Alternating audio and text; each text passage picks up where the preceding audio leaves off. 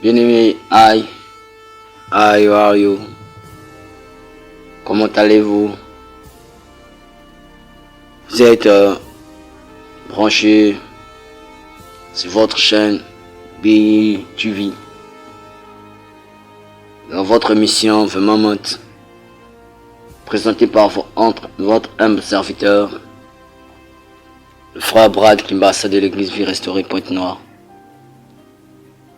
Le Moment est une émission d'exhortation, de partage biblique, de paroles, de prières, de prédications et autres. Une émission dite Réma, de la parole révélée. Bien-aimé, votre frère Brad, il est dirigeant dans son assemblée. Aujourd'hui, bien-aimé, nous allons parler du service divin. Alléluia. Le mot service vient du grec doulos, qui signifie esclave. Donc, celui qui sert, en quelque sorte, est appelé esclave. Celui qui sert Dieu est un esclave de Dieu. Celui qui sert dans une église est l'esclave de cette église. Celui qui sert auprès de quelqu'un est l'esclave de la personne qu'il sert. Un serviteur est un esclave. Et un esclave est un serviteur. Le service divin est un service spirituel. C'est un service qui a rempli le plein de bénédictions. C'est dans ce service où il y a la promesse que l'Éternel a promis à ses serviteurs, qu'il bénit dans le service. Prenons nos Bibles dans le livre de Exode 23, verset 25. Il est écrit: vous servirez l'Éternel votre Dieu, et il bénira votre pain et vos eaux, et j'éloignera la maladie au milieu de toi. Il a dit: il n'y aura dans ton pays ni femme qui avorte, ni femme stérile. Je remplirai le nombre de tes jours. Inspirons dans ce verset est rempli de plein de promesses. De fortes promesses. Des promesses qui est dans ce verset, c'est les promesses de bénir le pain, de bénir les eaux, d'éloigner la maladie, qu'il n'y aura ni de femmes stériles, ni de femmes qui avortent. Dans ces promesses, Dieu a encore promis d'ajouter le nombre de jours. Bien aimé, les services divins paient plus que tous les services. Tu peux commencer de servir au sein d'un homme, au sein de la société de l'homme. Mais, cela n'a pas plus de bénédiction que celui qui est en train de servir dans une église. Que celui qui est en train de servir l'Éternel. Aujourd'hui, si nous mangeons, ce n'est pas parce que c'est l'homme qui a créé la nourriture, mais c'est parce que Dieu qui a fait cela. Et c'est Dieu qui a permis cela. Bien-aimé, il a dit dans sa parole: je bénirai votre pain.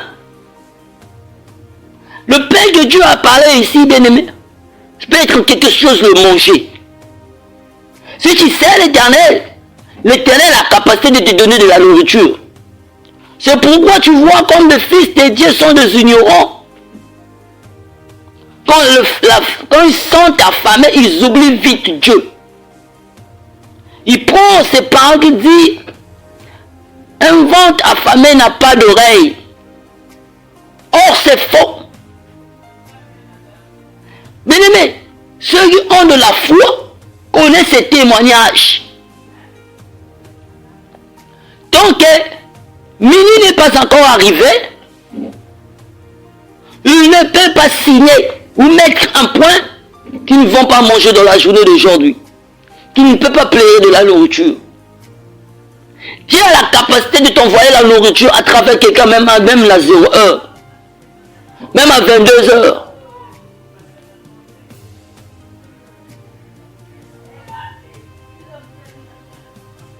C'est Dieu qui donne de la nourriture à l'homme.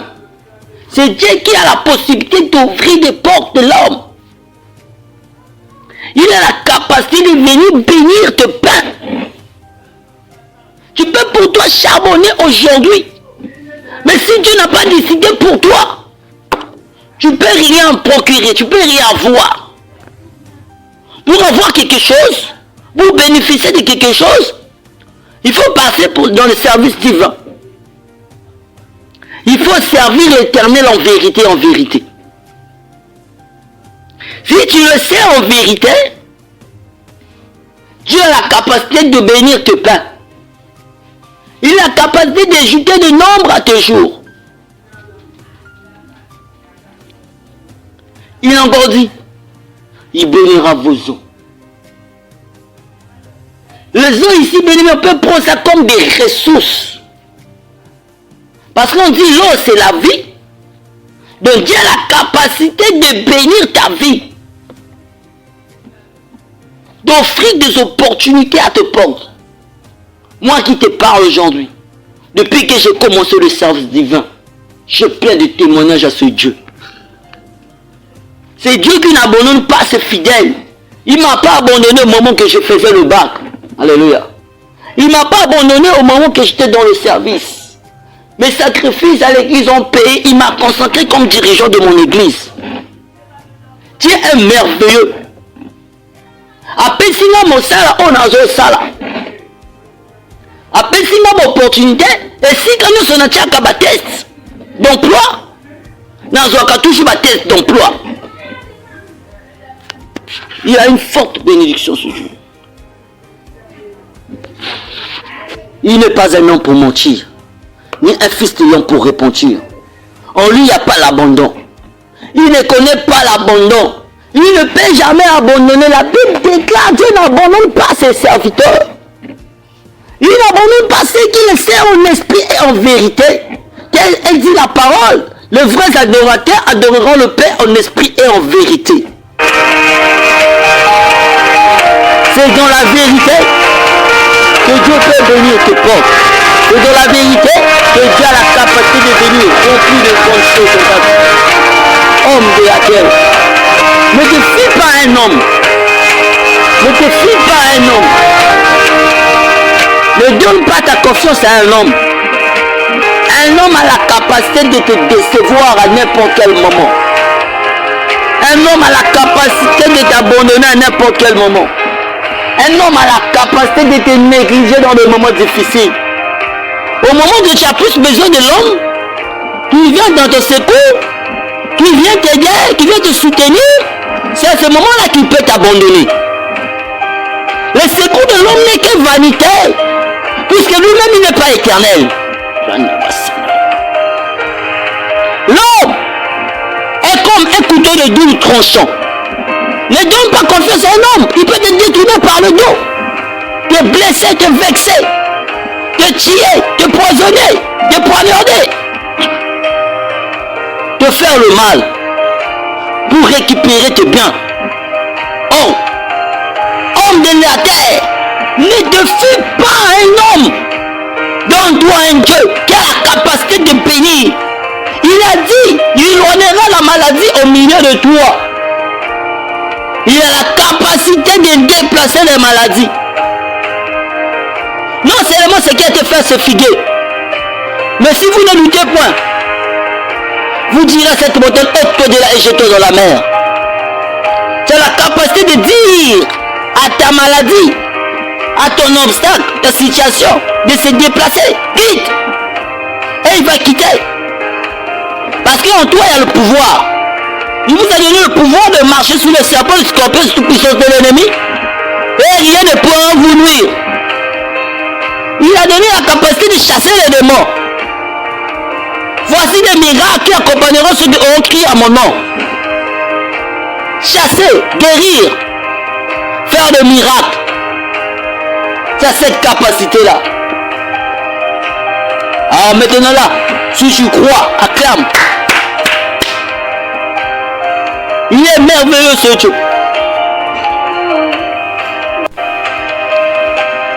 Dieu, quand il arrive, il fait. Écoutez, il a dit dans sa parole, il n'aura ni de femme stérile, ni de femme qui avorte. Mais demande-toi, pourquoi tu es stérile? Mais si tu es stérile, c'est parce que ton cœur n'est pas donné à Dieu. Parce que ton cœur n'est pas attaché à Dieu. Parce qu'il y a des choses qui sont en train de freiner ta bénédiction. Il y a des choses qui sont en train de freiner tes portes. Il est temps que tu abandonnes tout ce que tu es en train de faire. Tu abandonnes de voix de Mamangouza, que tu abandonnes de voix de magiciens, de voix des idolâtres. Ils t'ont donné des fils. Ils t'ont donné des câbles. Tout ça pour bloquer tes enfants. Ils ont dit même, ils ont même eu l'audace de leur dire d'aller visiter les mares d'eau, les fleuves, les rivières, pour trouver des enfants. Qui t'a dit que les enfants sont dans des rivières? Qui t'a dit que les enfants sont dans des fleuves? Qui t'a dit que les enfants sont dans ce lieu? Les enfants ne se trouvent jamais dans ce lieu. Les enfants sont proches de toi, parce qu'il nous a donné le pouvoir de multiplier la terre, de remplir la terre. Tu as cette capacité. Il a interdit aux enfants d'Israël, il a dit, il n'aura ni de femmes qui avortent. C'est parce que tu as trop avorté. Tu es en train d'enlever des enfants. C'est pourquoi tu es en train de souffrir.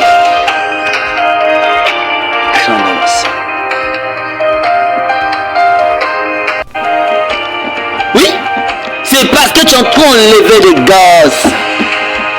Libre-moi, un mois tu as enlevé, 2 mois tu as enlevé, 3 mois tu as enlevé. Voilà les conséquences qui sont en train de planter, qui te rendent stérile. Tu n'es plus féconde. C'est parce que tu enlèves trop, tu avortes tout. Tu ne respectes même pas la parole de Dieu qui a dit il n'y aura ni de femmes qui avortent.